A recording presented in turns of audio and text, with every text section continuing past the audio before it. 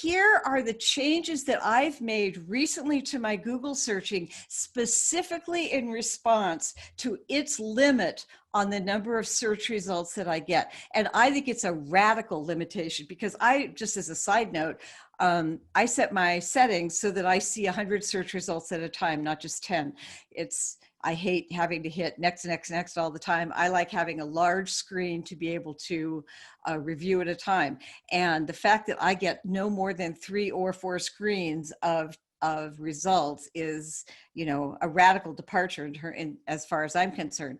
So what this means is the way you focus your search is much more important. Since all you're going to get to see are 400 search results, you need to make sure that you're filtering by the right ways and not artificially limiting it in a way that's giving you skewed results, because again, you're never seeing more than 300 or 400 results. So the things that I do now that I did differently before, I always use the date limit. Yes, I know it's not perfect. I don't care. I don't want to get a bunch of results from 10 years ago if I'm looking for something current.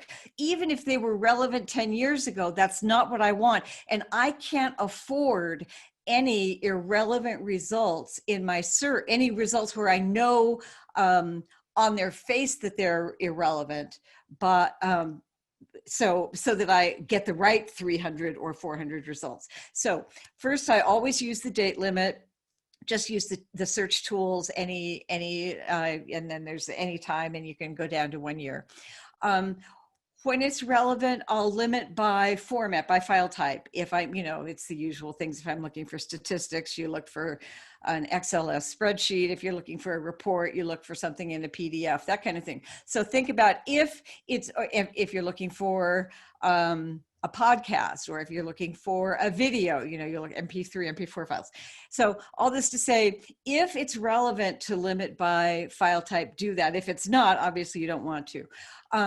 If you're looking outside your own country, and again, you can't afford to waste any irrelevant search results, I will use a VPN so that I'm coming from that country, and then I use that country's Google search address so that I know that I'm searching within that country as far as what Google's concerned. That I've noticed it makes a big difference. Again, when you don't have a whole lot of search results to look through, makes a difference to be able to search in different countries.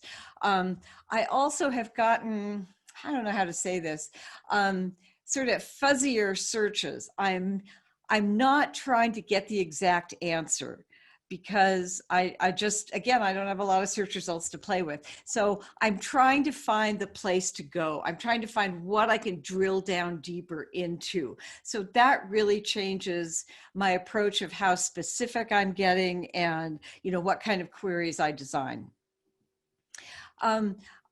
I've started using Google Images more for finding obscure material. I do a lot of research for small businesses that are expanding, and so they need to understand their market, their competitors, trends in the industry, and that's all sort of, standard business research. The hook is that they're all small, niche-y companies. And so they do one thing well, but it's a very focused thing that they do. So I'll be showing you an example in a minute. There was this company that services refractories, and refractories are giant furnaces that heat something very hot, often for melting metal, for example, excuse me.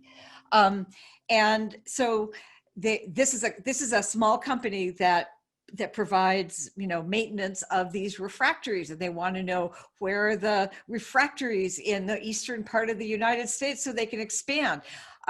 That's a very important thing for them and for all the other people who happen to have refractories in their factories, but it's really hard to get a whole lot of information about it because it's such a niche-y term. So that's the kind of thing where I actually got pretty good results. This is the search result from a Google Images search, and I was looking for market share to try to figure out who's in this market. Again, it's a very narrow topic. You can't really find a lot. And taking the suggestion of not looking for the answer, but looking for the source or the next place to go, by Googling the word refractories, that's the subject that I'm looking for, and the phrase market research, limiting it just to stuff in the past year.